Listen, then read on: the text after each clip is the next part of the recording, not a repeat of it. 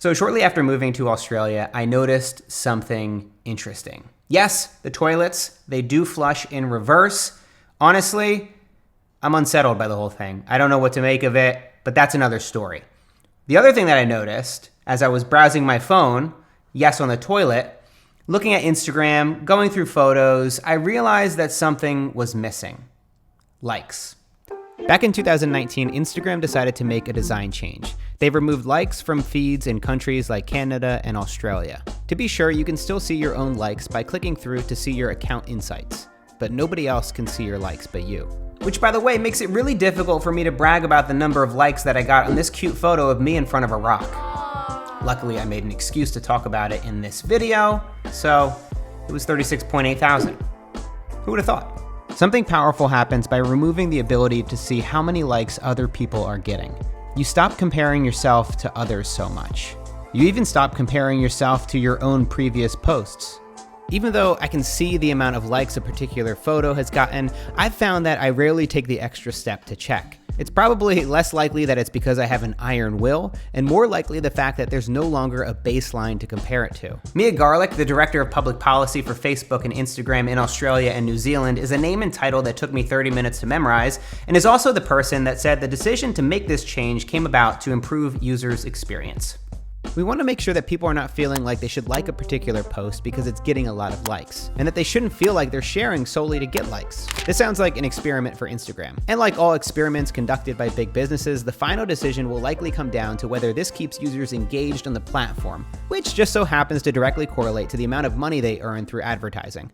Don't be fooled into thinking that any of these social media companies actually care about your mental health. At the first sign of it affecting their bottom line, they're going to flip faster than a vegan at a barbecue. Whether or not this is a feature that sticks, I did start to think about my own relationship with technology. And this is something that I've given a lot of thought to over the past few years. As many of you know, I've quit social media. I've talked about the rules and boundaries that I like to place on my own use of technology. Even as recently as a couple months ago, I quit my smartphone completely and used a flip phone for 30 days, which was insanely difficult. But when you look at this narrow problem within technology, a number on a screen, the kind of value that we place on it, whether it's likes, subscribers, comments, or views, these numbers bring out a real range of emotions from anxiety to stress, shame, and excitement.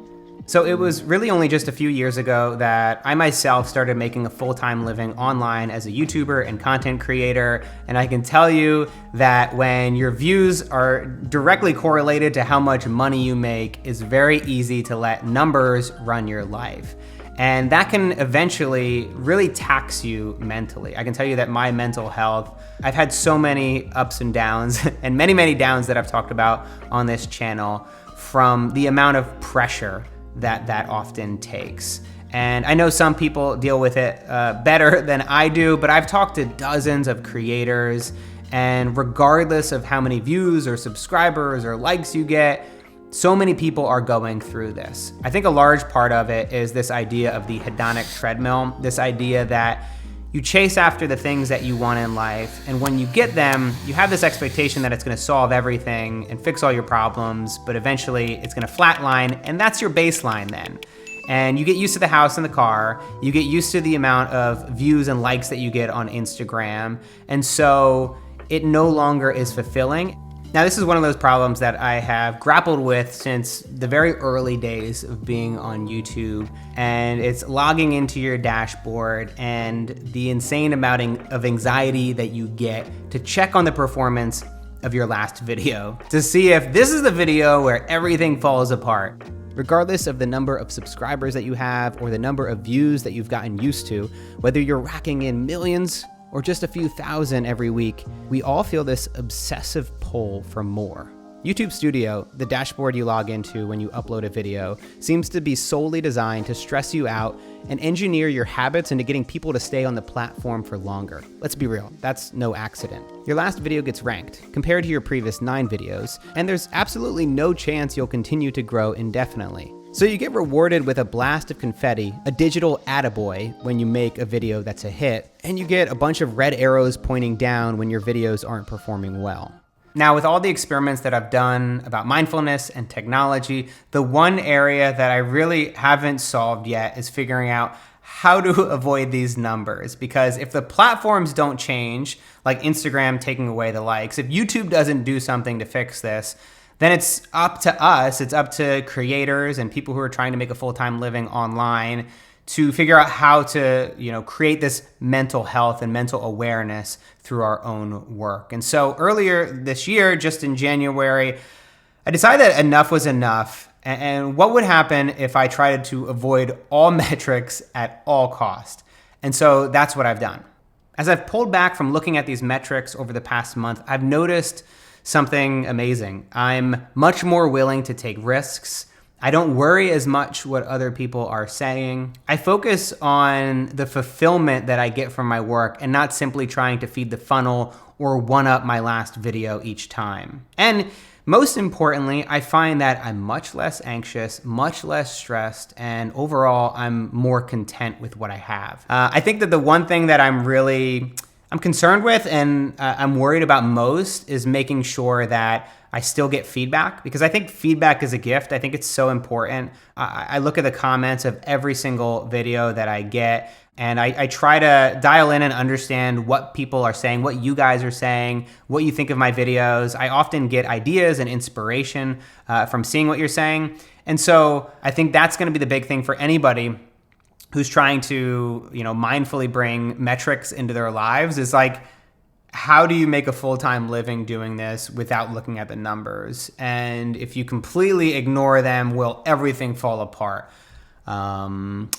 So that's where the anxiety comes back. So whether you're a professional content creator, you're an amateur, or you're somebody who just simply gets too distracted with the number of likes you get on Instagram, the one thing that I found, if you're trying to make a change in your life, is that it helps to first say it out loud. And so you guys can say it with me right now: I'm done with this. So real quick, speaking of feedback, I wanted to talk about the pricing of my first course, Simple Habits, on slowgrowth.com. So last year, I released this first course. It's $145 and we heard from so many people all over the world that said that it just wasn't affordable in their country because of the conversion and the power of their dollar. Some people were saying that the course even cost up to a month's rent or a month's salary just for this course. And so that I felt was completely unacceptable. I wanted to make this course accessible to everyone, and I never want somebody to have to pay an entire month's rent for one of my courses. And so I got to work with my team, and we put together a new program called the Universal Pricing Program. Our Universal Pricing Program works to make pricing equal and fair across countries with significant disparities in economic wealth. This means that one of our courses can now be priced at $145 in America, $42 in India, and $61 in Mexico.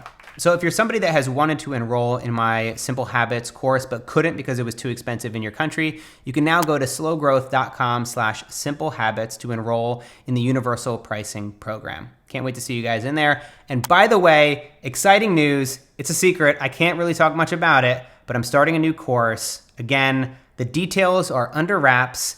It's a YouTube course, and it's about how to grow an audience with intention, and it's going to be pretty great. I'm really excited about it, and you will hear more about it in the coming months. Until then, I'll see you next time.